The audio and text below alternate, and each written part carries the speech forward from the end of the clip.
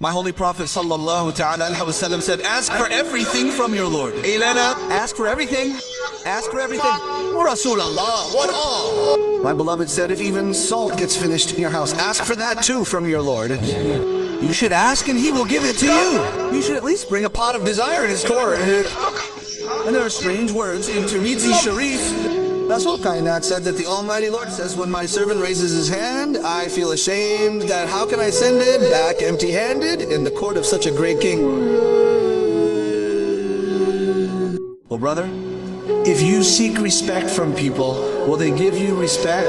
They say good things tomorrow and start saying bad things the day after. If you want to come in the good books of people, they will say something about you in the morning and something else in the evening.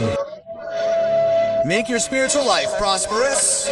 Give time to your prayer book. Hide from the world. Turn off your mobile phone and hide yourself.